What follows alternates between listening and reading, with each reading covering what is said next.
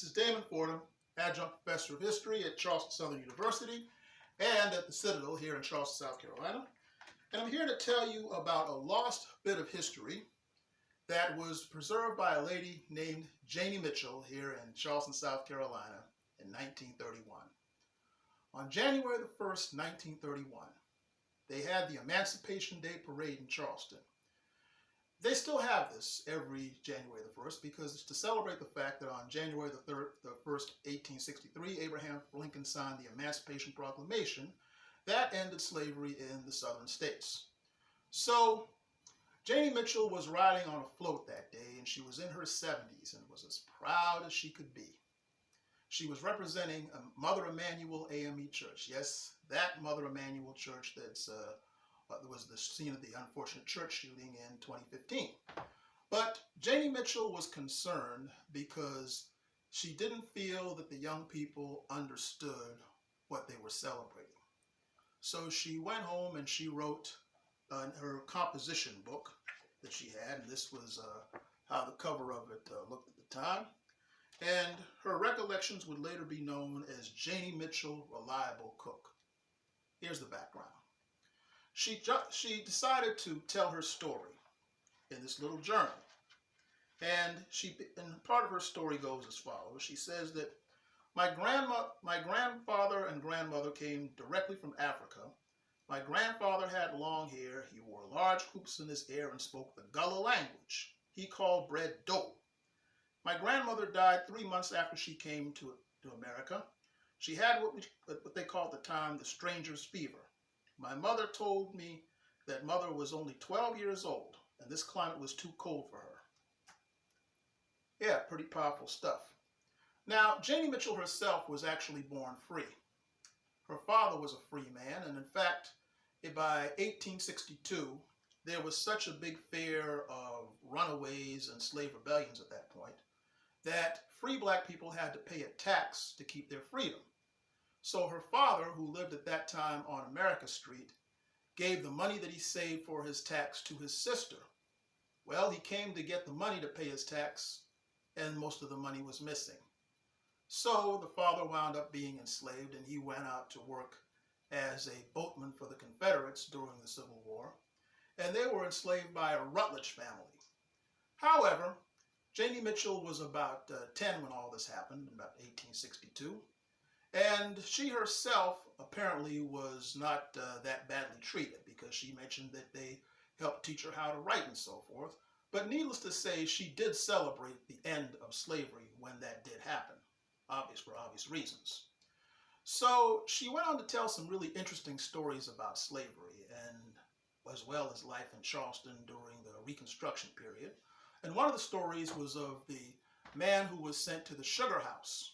The sugar house was a slave dungeon, which was now on the corner of Magazine and Logan Streets in downtown Charleston.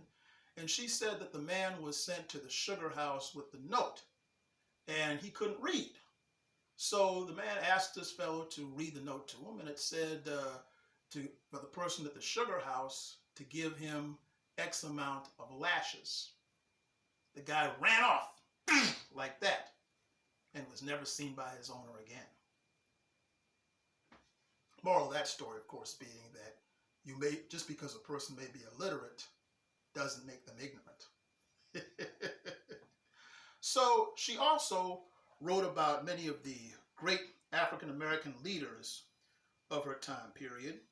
She spoke about people such as the great Robert Smalls and people such as Benjamin Randolph, the great Reconstruction leader who was lynched up near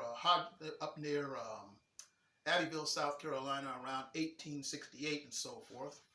And she went on to talk about all these wonderful men in this fashion. People are beginning to say that the Negro children have not been taught anything in history about the great Negro men. Well, they cannot know. They were Frederick Douglass, and there was Randolph. His monument is erected somewhere in Columbia. Frederick Douglass, I tried to remember, was the builder of the Underground Railroad. This generation cannot know, for their great-grandparents have been gone in their grave to tell them anything about their history. It takes a woman about 75 or 80 years of age to tell. It's your older parents and great-grandparents were slaves. Children born after 1865 were born free. Yeah. So the point of this is that she figured that a lot of people were complaining even then that African American youth didn't know their history, and she said, well, how could they if their parents don't tell them? And a lot of times the parents went through things that were so embittering, for lack of a better word, that they didn't want to talk about these things, but also there were great things too that they may not have known, such as what Mrs. Mitchell is relating to here.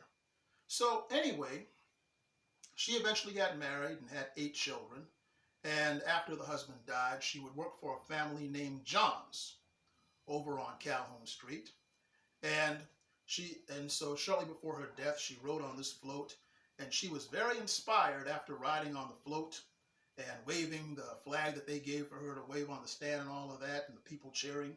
She said this: "Now I was inspired on the 1st of January 1931 after hearing speeches from many. They did not express themselves and explain why they celebrated that day. Then to tell the waiting congregation, it was the day that the shackles of slavery chains was broken by Abraham Lincoln, and that's why they had paraded and had floats and everything as they have had." Yeah, she wanted to make people understand that the people knew what they were celebrating, as well as the stories of their great heroes and so forth. And so she concluded the book by saying, "Hear my mother's tender warning as she takes me on her knees and breathe each doorway shining as I gather the shells of yore. And when life's long days is ended, oh, how happy would I be on God's faithful bosom reclining in Charleston, this historical city by the sea," written by Janie Mitchell of Emmanuel AME Church. It's a pretty good book, but we would not have had this had not only Janie Mitchell wrote this in her composition book, but Lisa Foster, who was a descendant of the people she worked for, found the composition book, and along with the assistance of Mary Coombs, they went to Evening Post Press in Charleston and had it published in 2011 as Janie Mitchell Reliable Cook. So if you want a good source on some really rare stories of Charleston's African American history, read Janie Mitchell Reliable Cook. This is Damon Fordham.